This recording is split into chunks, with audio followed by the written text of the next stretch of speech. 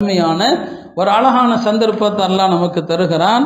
எனவே நாம் அதை வீணாக்க கூடாது. அருமையானவர்களே, ரமலானுடைய மாதத்தினுடைய அந்த இஃப்தாருடைய நேரம், அந்த நேரத்தில் என்னென்ன துவாக்கள் ஹதீஸில் வந்திருக்குது, அந்த துவாக்களை குறைந்தபட்சம் இப்போதிருந்தே தெரிந்து கொள்ள ஆசைப்படுங்கள்.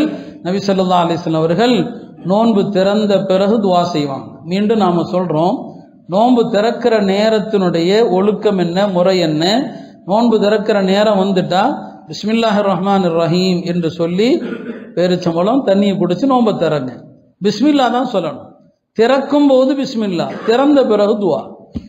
திறந்த பிறகு துவா. நோன்பு திறக்கும் போது பிஸ்மில்லா. நாம பல தடவை சொல்லியிருக்கிறோம். பலரும் நினைப்பது என்ன, நோன்பு திறக்கும் போது அல்லாஹும்ம லக்க சும்துன்னு சொல்லணும். இல்லை, நோன்பு திறந்த பிறகு சொல்லணும். நோன்பு திறக்கும் போது பிஸ்மில்லாஹிர் ரஹ்மானிர் ரஹீம், பேரிச்சம்பழம் தண்ணியை குடிச்சிட்டு அல்லாஹும்ம லக்க சும்து வ அலா ரிஸ்கிக அஃப்தர்து. ஹதீஸ்ல இவ்வளவுதான் வருது. அல்லாஹும்ம லக்க சும்து, உனக்கே நோன்பு நோற்றேன், வ அலா ரிஸ்கிக அஃப்தர்து, உன்னுடைய ரிஸ்கை கொண்டு நோன்பு திறந்துட்டேன். பெருமானார் இந்த துவா ஓதுவாங்க. சில நேரங்களில் ரசூல் ஸல்லல்லாஹு அலைஹி வஸல்லம் அவர்கள் நோன்பு திறந்த பின், இதெல்லாம் நோன்பு திறந்த பிறகு, ذهب الظمأ وابتلت العروق وثبت الأجر إن شاء الله.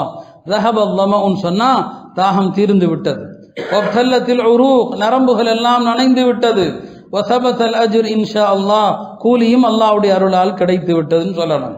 மூணாவது துஆ, நோன்பு திறந்து விட்டு اللهم إني أسألك برحمتك التي وسعت كل شيء أن تغفر لي. யா அல்லாஹ், உன்னுடைய விசாலமான ரஹ்மத், உன்னுடைய எந்த ரஹமத்து எல்லா பொருள்களையும் சூழ்ந்திருக்கிறதோ, அஸ்அலுக பிரஹ்மதிக அல்லதி வஸிஅத் குல்ல ஷை, எல்லா பொருள்களையும் சூழ்ந்திருக்கிற உன்னுடைய அருளை கொண்டு கேட்கிறேன், அன் தக்ஃபிர லீ, என் பாவத்தை மன்னிப்பாயாக, என் பாவத்தை மன்னிப்பாயா. அருமையானவர்களே, ஒரு விஷயத்தை தெரிந்து கொள்ளுங்க. நோன்பு திறக்கிறதுக்கு முன்னால எல்லாரும் துவா செய்கிறோம், உட்கார்ந்து துவா செய்கிறோம், அது துவா கபூல் ஆகும். நோன்பு திறந்த பிறகும் துவா கபூல் ஆகும். நோன்பு திறப்பதற்கு முன்னால் உள்ள துவாவை விட வலிமையானது நோன்பு திறந்த பின் கேட்கிற துவா. நான் வச்சுக்கேன், நோன்பு திறக்கிறதுக்கு முன்னால கேட்கிற துவாவை விட வலிமை மிக்க துவா எது? நோன்பு திறந்த பிறகு கேட்கறதான். நிறைய உலமாக்கள் அப்படி சொல்லியிருக்கிறாங்க. காரணம் என்ன தெரியுமா? ஒரு வணக்கத்தை முடித்து விட்டு கேட்கிற துவா அல்லாட்ட உடனே கபூல் ஆகும். நீங்க தொழுது முடித்து விட்டு சலாம் கொடுத்த பிறகு கேட்கிற துவா இருக்குது, உடனே கபூல் ஆகும். அதனால தானே ஹதீஸுகள்ல எந்த துவா விரைவில் ஏற்கப்படும் என்று கேட்கப்படும் போதெல்லாம் நபி ஸல்லல்லாஹு அலைஹி வஸல்லம் சொல்றது என்ன? துபுர குல்லி ஸலா, ஒவ்வொரு தொழுகைக்கு பின்னாலும். அவ்வளோ வலிமை மிக்கது, நள்ளிரவில் கேட்கப்படுகிற துவா.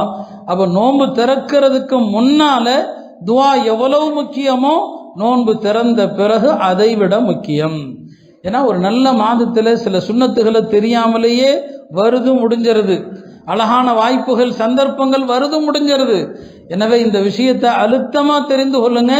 முன்னால கொஞ்ச நேரம் துவா செய்யுங்க, பின்னால கொஞ்ச நேரம் துவா செய்யுங்க. நோன்பை திறந்து விட்டு கொஞ்ச நேரம் துவா செய்யுங்க. அவ்வளவு வலிமை மிக்க அற்புதமான ஒரு துவா அது. இந்த ரமலான்ல குறிப்பாக நாம ஒரு துவாவை அதிகமாக செய்யுமாறு கேட்டுக்கொள்றேன்.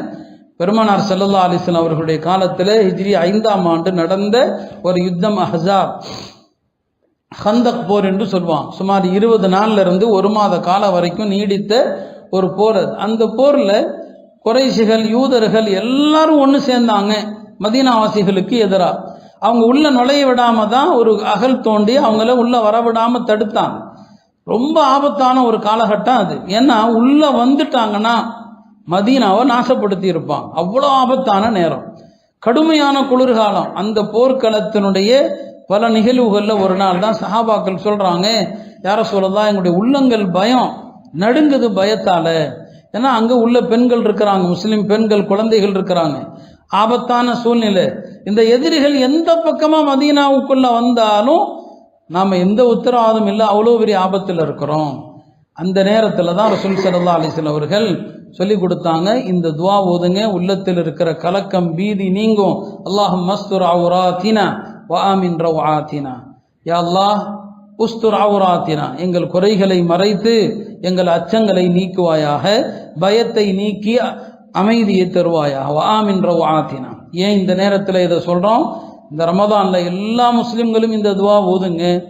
நாடு எதிர்நோக்கி இருக்கிற தேர்தல், அதற்கு பிறகு முடிவுகள் எப்படி இருக்கும், மீண்டும் இந்த ஆட்சி தொடரும் போது என்ன நிலை ஏற்படும் என்கிற ஒரு கவலை சாதாரண விஷயம் அல்ல, அலட்சியமாக எடுத்துக்கொள்ளப்படுகிற விஷயம்